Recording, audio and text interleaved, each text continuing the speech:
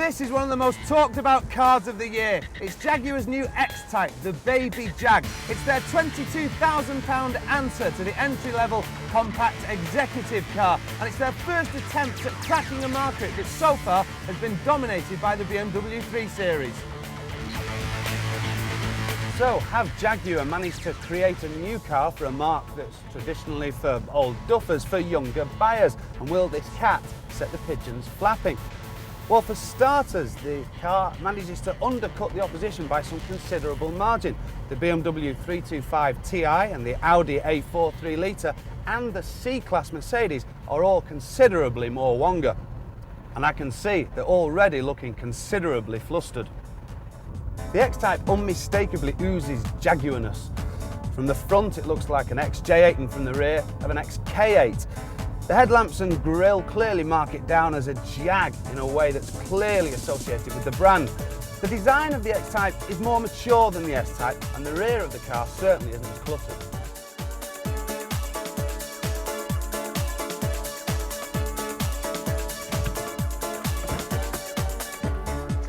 Now, under Ford's parentage, Jaguar have been economical to say the least when raiding the parts bin.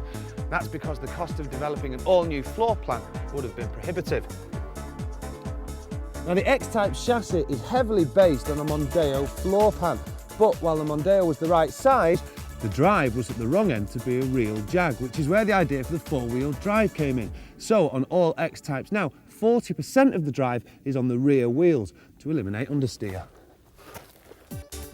There were already V6 engines in the S-Type, which is the same V6 Duratec that you get in the Mondeo, only with a Jaguar head, which is why this X-Type Jag will come with two engine options, 2.5 litre and 3 litre, because that's what's available to the company.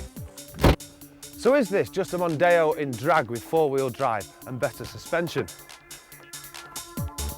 Well, no, because for this car to succeed, it has to look and feel like a Jaguar, inside and out. And guess what? Does.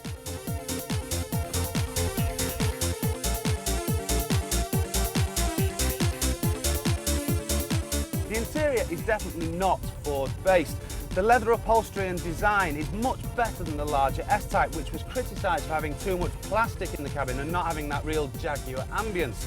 Whereas in the X-Type, it has got that sumptuous feel about it, although I have to say some of the switches on the central console and the indicator stalks look a little familiar.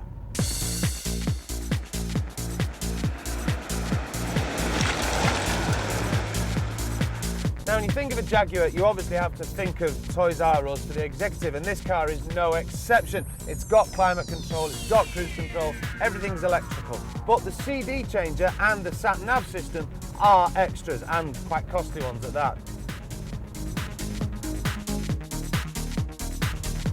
Dynamically, the X Type will perform toe-to-toe with the BMW 3 Series. It'll outrun the BMW Compact in a 0 to 60 dash and is capable of a top whack of 140 miles per hour.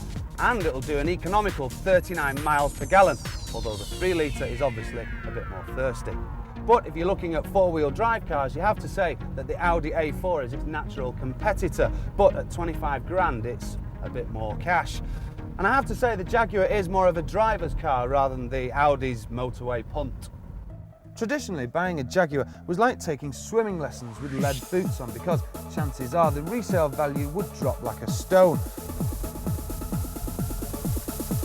So the question is, have Jaguar improved their build quality so that they can compete with the likes of BMW and Mercedes in terms of depreciation? Well, the answer is, we think so. Despite its relations with Ford, this is a Jag through and through.